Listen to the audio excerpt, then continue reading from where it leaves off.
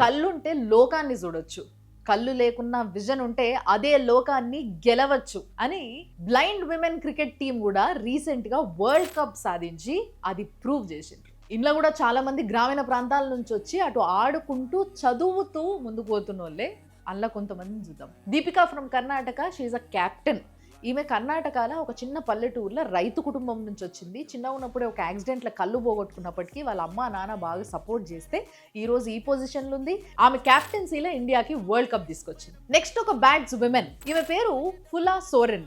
ఈమె ఒడిశా నుంచి వెళ్ళి, ఈమె కూడా ఒక చిన్న రైతు కుటుంబం నుంచి వెళ్ళి, తల్లి చిన్న ఉన్నప్పుడే చనిపోయినప్పటికీ తండ్రి సపోర్ట్ తోని గత 14 ఏళ్లుగా క్రికెట్ ఆడుతూ ఈరోజు వరల్డ్ కప్ సాధించడానికి ఈమె కాంట్రిబ్యూషన్ కూడా ఉంది. గంగా వైస్ కెప్టెన్, ఈమె మహారాష్ట్ర నుంచి. ఈమె కూడా ఒక చిన్న రైతు కుటుంబం నుంచే వచ్చింది. కానీ 9 మంది అన్న తమ్ముళ్ళు ఉంటే ఈమె ఒక్కతే ఆడపిల్ల వాళ్ళ ఇంట్లో. చిన్నప్పుడే కంటి చూపు పోయినప్పటికీ బ్లైండ్ స్కూల్లో చదువుకొని ఇటు క్రికెట్ ఆడుకుంటా ఇప్పుడు యూనివర్సిటీలో పీజీ కూడా చేస్తుంది. షిము దాస్, ఈమె అస్సాం నుంచి 7 రన్అట్లు చేసి ఫీల్డింగ్ లో దుమ్ము లేపింది.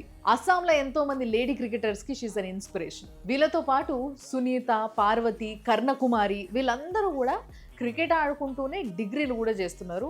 వీళ్ళందరూ రూరల్ బ్యాక్గ్రౌండ్ నుంచే వచ్చిండ్రు. అలా కర్ణకుమారి ఆంధ్ర నుంచి.